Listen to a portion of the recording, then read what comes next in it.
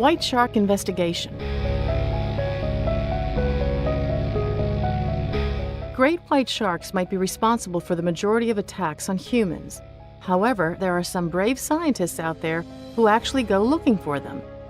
There are a couple of reasons why scientists search for the world's most aggressive predator. Firstly, there is mankind's never-ending curiosity to find out everything about the world we live in. Secondly, many people feel they have to help protect those species which are in need. The process of tagging sharks was made popular when scientists realized it would be cheaper and more productive to tag and track sharks than to risk divers and sharks' lives. This way, the shark only feels a slight prick on its back and can immediately be tracked.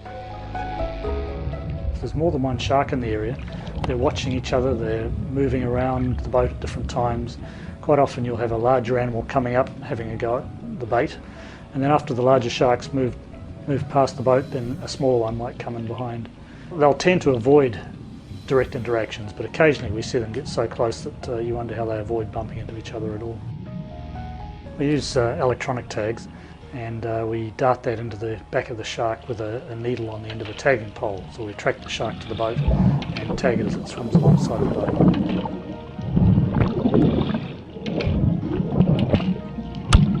Every tag is different, so when we put it on a shark, we uniquely identify that shark.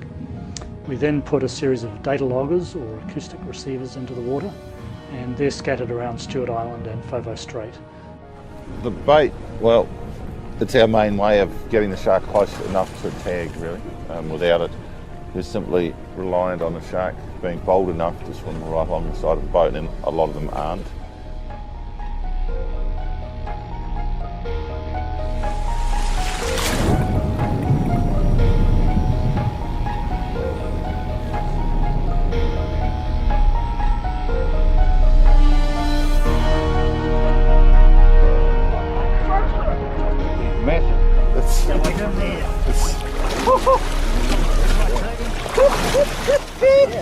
That's about as big as male.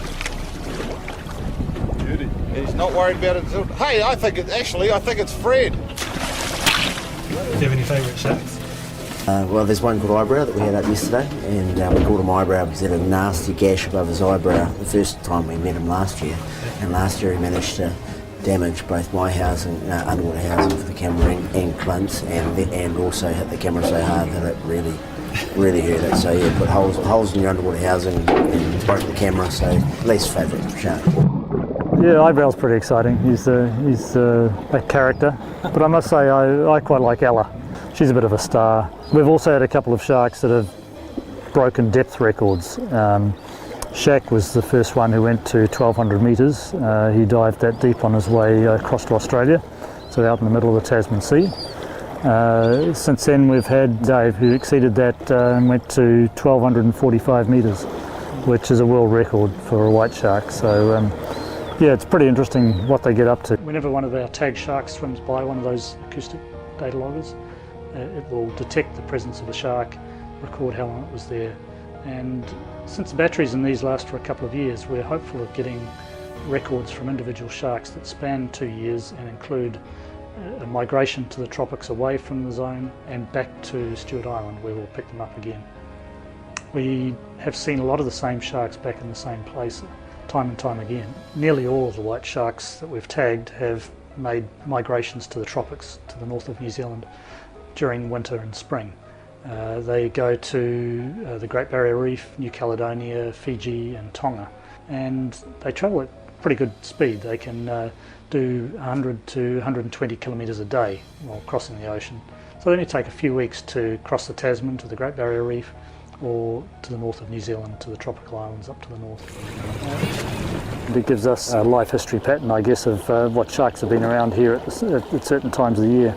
And from that we can start to understand what seasons they're here, when they depart from here, when they come back, which ones are present at the same time, which ones have just gone off the radar that we don't know about. And we know from elsewhere in the world that there are indications of white shark populations declining as a result of being caught in fishing gear. We suspect that's what's happening here. And that means that there are species at risk, and for that reason it's important to try and monitor their populations. They're an apex predator which is naturally present at quite low numbers in the population. Very important in the marine food chain, and as such they play a similar functional role to lions and tigers in Africa and Asia. They're just as important to us as our famous bird life like the kakapo and the kiwi, and we should care for them in the same way.